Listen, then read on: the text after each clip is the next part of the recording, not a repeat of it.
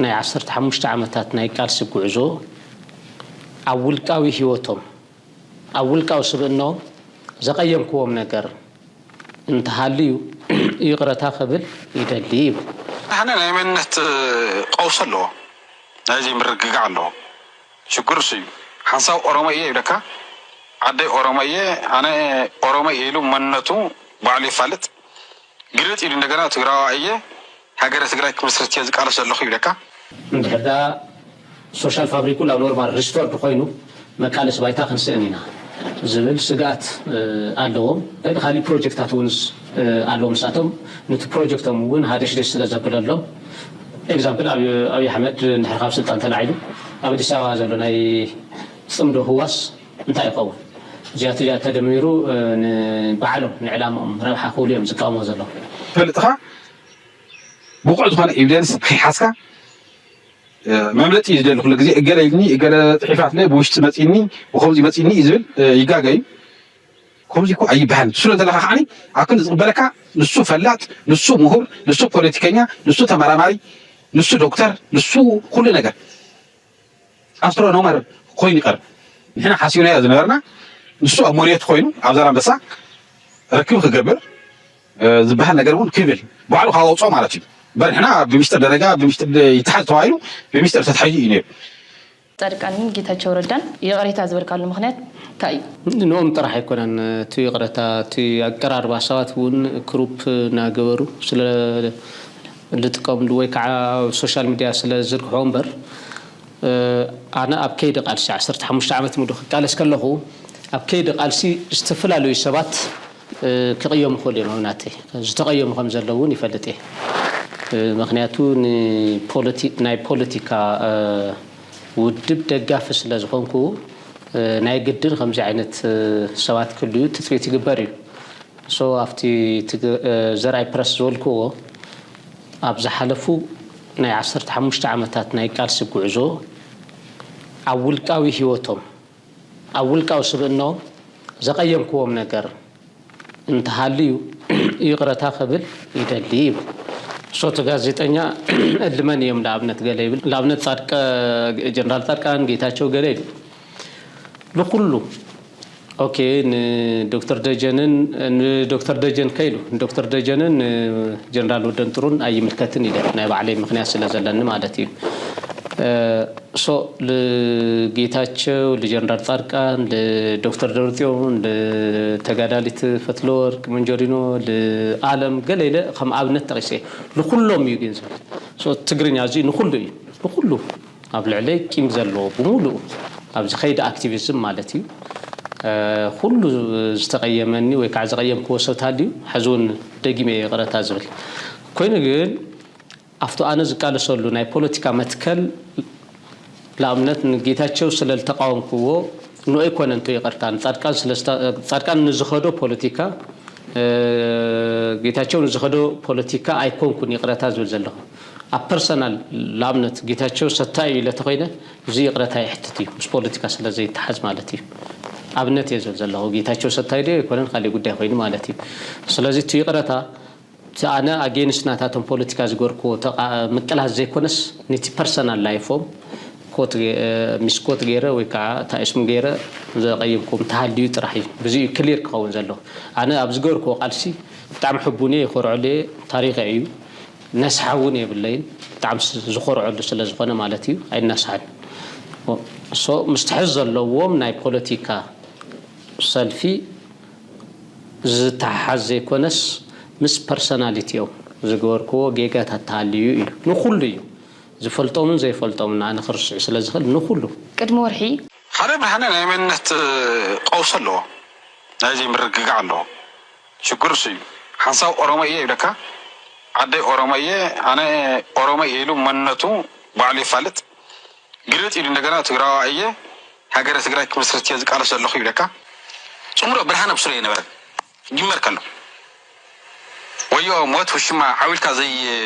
زي كوين نايو فريت ربنا خينا وصمبر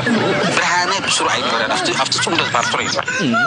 عمره حاسيو كسب زمدة برهانة أي فلت غير كانت عمره مرباشو كم كمدرها نتصرح يسرح ببنكري زرا بس تقريصو تفني مستر نايم عقاب صقم سلازلو ግን አብሶሎ ሚዲያ ዝባህር ወጥ ባሉ ኤርትራ አትያ ኩሉ ይሄዱ አ ሚዲያ ወጥ ተዛሪ ሓደ ብርሃነ ናይ መንነት ቀውሰሎ ናይዚ ምርግጋ አሎ ሽጉር ሲ ሓንሳው ኦሮሞዬ ይብለካ ዓደይ ኦሮሞዬ አነ ኦሮሞዬ ኢሉ መንነቱ ባዕሉ ይፋለጥ ግልጥ ኢሉ እንደገና ትግራዋዬ ሀገረ ትግራይ ክምስረት የዝቃለ ሰለኹ ይብለካ ጽምሮ ብርሃነ ብስለ ይነበረ ይመርከሉ ويو موت وشما عاولك زي كوينايو فرطرط ربينا خينا وصمبر برهانه بسرعه يبرا افت صمدت بارتري صمرات حاسيو كساف سب زمدب برهانه ايفلت غير كانت صمره دي مرباشي كم درها نتصرح يسرح ببنكري زرا بس تقريصو تفني مستر نايم عقاب صقم سلازلو ግን አብሶሎ ሚዲያ ዝባህር ወጥ ባሉ ኤርትራ አትያ ኩሉ ይሄዱ አ ሚዲያ ወጥ ተዛሪ ሐመዱ ንምንታይ ንጽምዶ ይቀው ብዙሓት ነገራት አለው ሕዚ ብርጌድ ሐመዱ ኩሉ ተዝቀው ካብ ብርጌድ ሐመዱ ንጽምዶ ዝቃወሙ ወገናት አለው እምበርት ከም ብርጌድ ሐመዱ ኩሉ ይኮነ ዝቃው ሰልጠነ ወፊ ገለ ዝቃወሙ ይርየም ምክንያቱም ናይ ኤርትራ መንግስቲ ዕድሜ ናውሒድ እምነት አለዎም ካብቲ ዘረባታቶም ማለት እዩ ሓደ ምክንያት እሱ እዩ ካልኣይ ህዝቢ ኤርትራን ህዝቢ ትግራይን እንድሕርዳ ሶሻል ፋብሪኩ ናብ ኖርማል ሪስቶርድ ኮይኑ መቃለስ ባይታ ክንስእን ኢና ዝብል ስጋት ኣለዎም ካሊእ ፕሮጀክታት እውን ኣለዎም ንሳቶም ነቲ ፕሮጀክቶም እውን ሃደሽ ደስ ስለዘብለሎም ኤግዛምፕል ኣብይ ኣሕመድ እንድሕር ካብ ስልጣን ተላዒሉ ኣብ ኣዲስ ኣበባ ዘሎ ናይ ፅምዶ ህዋስ እንታይ ይኸውን እዚኣቶ ተደሚሩ ንባዕሎም ንዕላምኦም ረብሓ ክብሉ እዮም ዝቃወሞ ዘሎም እምበር ንሶም ኣብ ዓዲግራት ከይዶም ንስርሓ እናርእዩ ፎቶ ተላዒሎም እዮም ምስ ኣመራርሓ ውናት ትንሶም ዝፈጥርዎ ፅምዶ ቅዱስ እቲ ህዝቢ ዝፈጥሮ ፅምዶ ግን ሓጢያት ገይሮም ዝርእሉ ኣገባብ ኣብሶሉትሊ ጌጋ እዩ በዚ ምክንያት እዮም ታይስሙ ዘለዉ ሓደ ብርሃነ ናይ መንነት ቀውስ ኣለዎ ናይዚ ምርግጋ ኣለዎ ሽግር እሱ እዩ ሓንሳብ ኦሮሞዬ ይብለካ ዓደይ ኦሮሞዬ ኣነ ኦሮሞዬ ኢሉ መንነቱ ባዕሉ ይፋለጥ ግልጥ ኢሉ እንደገና ትግራዋዬ ሀገረ ትግራይ ክምስረት የዝቃለ ሰለኹ ይብለካ ካልኣይ ተቃላሳ ኢልካ ክትሕዞም ተለካ እንደገና ሞይሱ ናይ ጥቕሚ ሰብ ኮይኑ ትረኽቦ ናይ ቢዝነስ ሰብ ኮይኑ ትረኽቦ ስለዚ እቲ ሰብ መትሐዚ መጨበጥን ይብሉ ስለዚ ኩላትና ከም ንፈልጦ ሓቂ ንምዝራብ ተቆልዓ ፅቡቃት ስራሕቲ ሰሪሑ እዩ ሰብ ማለት ናቱ ሞሳ ናቱ ዝኾነ ተኣሽሙ ክትኩሕሎ ይትኽእል ኢኻ ፅቡቅ ሰሪሑ እዩ ናይ ብርሃነ ፀገም እንታይ ይመስልካ ፅቡቅ ይሰርሕ እሞ ንዕኡ ልክዕ ከም ደርሃ እንደገና ሞይሱ ይብትኑ ፀገሙ ካልኣይ ናይ ብርሃነ ፀገም እንታይ ምስጢር ይዓቁር ምስጢር መዕቆሪ ዝበሃል ኣምላክ ኣይፈጠረሉ ሚሄ በቃ ዝኾነት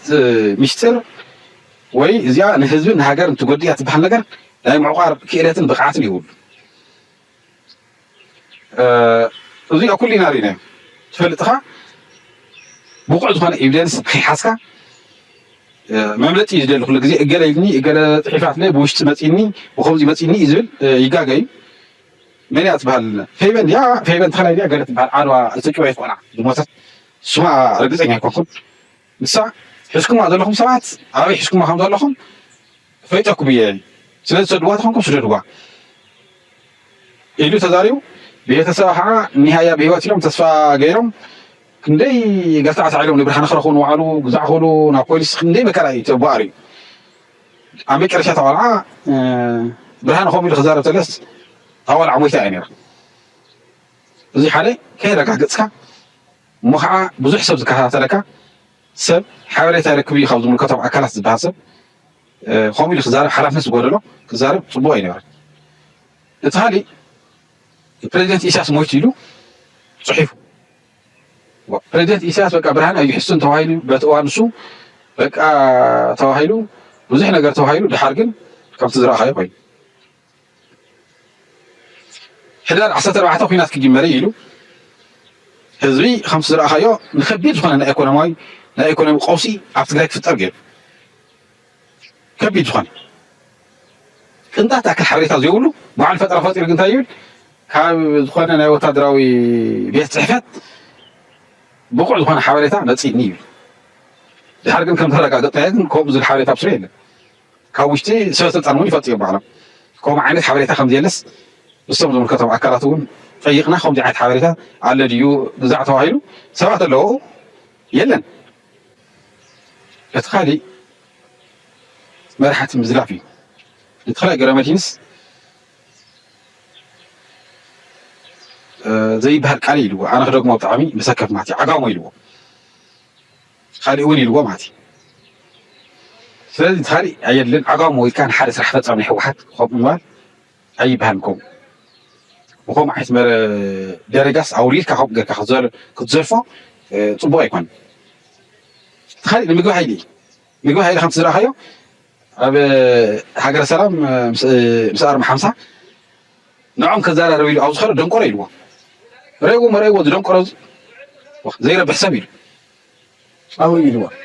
ኣብዚ እንዳቡና እናሰተና ንሃለና ከምኡ ዘይበሃል ማለት እዩ ንኩሎም ንማሾ ወየነ ንወዲ ቤተይ ንኩሎም ፀሪፉ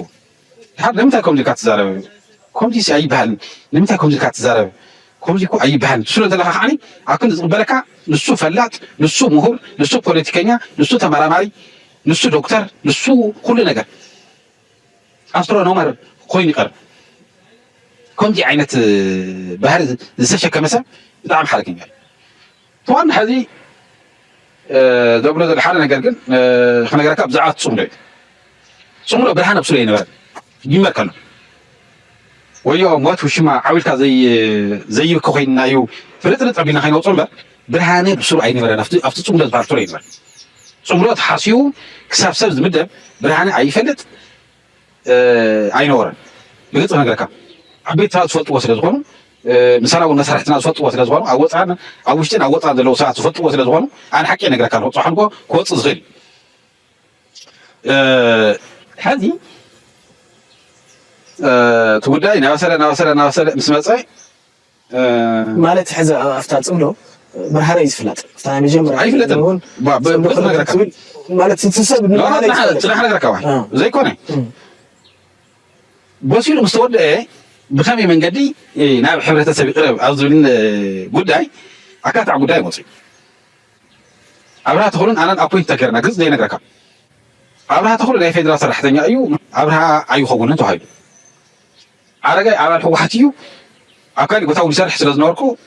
ሰባት ይፈልጥዎ እዮም ብቐጥታ ሕወሓት ምስ ሻዕብያ ርክብ ፈፂራ ክበሃል እዩ እዚኣቶም ኣይኮነን ተባሂሎም ክልተ ሰብ ቀሪቦም ዘይነገረካ ክልተ ሰባት ቀሪቦም ካብኡ ዘልዕልና ክንዘራረብ ተለና ተናይ ብርሃነ ባህሪ ሻው ተንፀባሪቐን እዩ ኣነ ሓቂ ንምዝራብ ንብርሃነ ይፈልጦ ነይረ ቀሪበ ማለት ባህርያቱ እንታይ እዩ ክሳብ ክንዲ ብዛዕባ ምዃኑ ይፈልጥ ነይረ ድሓር ግን ዝኾነ ሓበሬታ ምስ መፀ ናይ ሚስጥር ምዕቃብ ፀገም ኣለዎ ገለመለ ዝብል ሓሳብ መፅኡ ሓደ ሰብ እውን ተጠቂሙ ዝነበረ ሰብ እውን እንደገና ተመሳሳሊ ፀገም ኣጋፂሙ እምበኣይ ብርሃነ ይኸይድ ተባሂሉ ብመን ይነገሮ ምን የዘራርቦ ገለ ዝብል ድሓን ንግዚኡ ሓልፈየ ስለ ዘየድሊ ከምኡ ኮይኑ ብርሃነ ኸይዱ ድሕሪ ብርሃነ ንመን ኣለውስ ንሱ እውን ኣይፈልጥን እምበኣይ ክነግረካ ኸይዱ እቲ ዝኾነ ኮይኑ ኣብኡ በፂሑ መፅኡ ንሕና ሓሲብናዮ ዝነበርና ንሱ ኣብ ሞርየት ኮይኑ ኣብ ዛላንበሳ ርክብ ክገብር ዝበሃል ነገር እውን ክብል ባዕሉ ካብ ኣውፅኦ ማለት እዩ እምበር ንሕና ብምስጢር ደረጃ ብምስጢር ይተሓዝ ተባሂሉ ብምስጢር ተታሒዙ እዩ ነይሩ ኣብ ዛላንበሳ ተቐሪፁ ተፈኒ እዩ ምስጢር ናይ ምዕቃብ ፀገም ስለ ዘለዎ ግን ኣብ ሰሎ ሚድያ ዝበሃል ወፂኡ ባዕሉ ኤርትራ ኣትያ ኩሉ ሪኦ እየ ኢሉ ኣብ ሚድያ ወፂኡ ተዛሪቡ እቲ ብጣዕሚ ዓብዪ ድንጋፂ ዝፈጥረልና ንኩላትና ክበሃል ዘይግብኦ ኸይዱ ተዛሪቡ ንምንታይ ትዛረብ ኢሎም ሰባት ከዘራርብዎ ተባሂሉ ኣብ ክንዲ እንታይ ዝበሃል ፀሪጣት ዝተሓፍረለይ ድዩ ዝበሃል ኣብ ክንዲ ዝሓፍር እንደገና መሽ ዓይኑ እናፍጠጠ ይዛረብ እሞ እዛ ጉዳይ ናይ ሓደጋ ክትከድ እያ እንታይ እዩ ዝግበሮ ገለ መለ ተባሂሉ በቃ ስቕ በልዎ ኦልሬዲ ዝኾነ ደረጃ ኸይዱ ሚስጥር ሒዙ ስለ ዘሎ ስብልኩም ተሓገስዎ ተባሂሉ ስብልና ተሓግሽነ ሓርብ ኣብኡ እውን ከይዱ ክንደይ ከም ዘባላሸው ባዕሉ ይፍለጥ መዘኑ ኣይፈልጥ ደረጁ ኣይፈልጥ ካብ ሰብ እናለቐመ ዝዛረብ መሕለፍ ዝኽእል ሰብ ብጣዕሚ እሞ ከዓ ዝሰርሖ ዝገበሮ ነገር ኣመይሹ ኣብ ኣደባባይ ወፂኡ ንተቃወምቲ ውድባት ድዮም ዝምልከቶ ዘይምልከቶም ሰባት ዘይምልከቶም ሰባት ኣብ እንዳ መስተ ኣብ እንዳ ቡና ኣብ እንዳ ግዛዕ ምዛዕ እናወፂኡ ይዛረብ ንገለ ረኸብክዎ የተኽለ ማንጁስ ረኸብክዎ ንገለ ረኸብክዎ እናበለ ይዛረብ ኣንተ ወዲ ስነ ስርዓት ነገር ሕደግ ስነ ስርዓት ገር ስምካ ትፈልጦ ነገር ኣይትዛረብ ከምኡ ኣይባሃልን ኣይሰምዕካን ትዕግስና ውዲና ካብ መጠን ላዕሊ ትዕግስና ውዲና ኣብ እንዳ ቡና ኣዚዙ መንገዲና እዛ ከምዚ ደብረፅዮን ዝደደብ እገለ ዝደደብ ኩሉ ደደብ እዩ ብርሃነ ደደብ ተባሂሉ ዘይተዋረደ ዘይተፃረፈ ሰብ የለን ኣይትብል እዚ ሰብ እዙይ ከመይ ጌርካ ትሕዞ ወትሕሊ ጨለና ኣብ ቤት ዕርሻ ኢሉ ኣወል መኪና ኣለቶ ኣወል በዓል ስልጣን እዩ ኣወል ገዛ ኣለዎ ኣወል ገንዘብ ኣለዎ ኣወል ገዛ ኣለዎ ማኪና ኣለዎ ስልጣን ኣለዎ ኣነ ግን ኣብዚ ስኢለ እየ ሰርሕ ዘለኹ ለዛም ብገንዘብ እየ ሰርሕ ዘለኹ ይብለካ